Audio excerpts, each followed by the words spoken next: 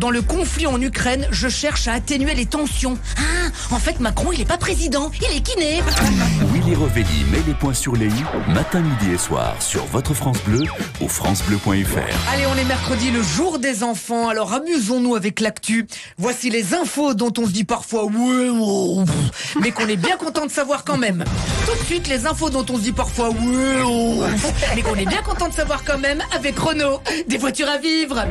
Emmanuel Macron ne fera pas de débat avant le premier tour. Pour se démarquer d'Anne Hidalgo, Yannick Jadot, Fabien Roussel et Nicolas Dupont-Aignan qui eux n'en feront pas non plus après. Hier, c'était la journée internationale du droit des femmes, qu'on fête aussi en Afghanistan puisque là-bas les femmes ont le droit de bien fermer leur gueule. Déclaration d'Emmanuel Macron. Dans le conflit en Ukraine, je cherche à atténuer les tensions. Ah, en fait, Macron, il est pas président, il est kiné. Déclaration de Donald Trump. Il faut bombarder la Russie avec des avions américains déguisés avec le drapeau chinois. Bah oui, pourquoi pas, hein? Et puis si ça marche pas, on peut aussi leur coller des plumes et un faux bec, des griffes et un pilote qui fait cuit-cuit. Et puis on pourra leur faire croire que c'est un oiseau. Déclaration de Joe Biden. Oui, piocher les toiles. Bah ça va alors, ça va.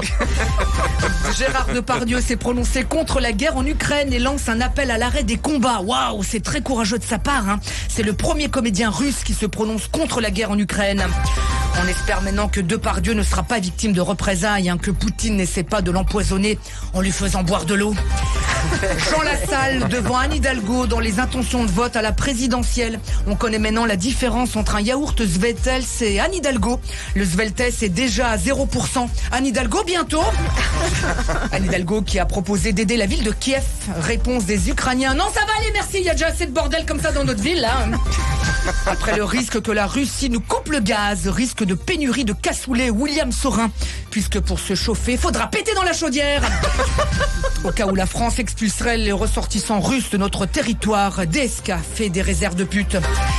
Enfin, Emmanuel Macron a passé 1h45 avec Vladimir Poutine au téléphone, dont 1h40 de vas-y raccroche, non toi, allez, non toi allez, non toi en premier, non toi allez, non c'est toi, non allez toi, non toi, ben oui, allez, on n'a pas idée à quel point parfois, hein, la diplomatie c'est difficile.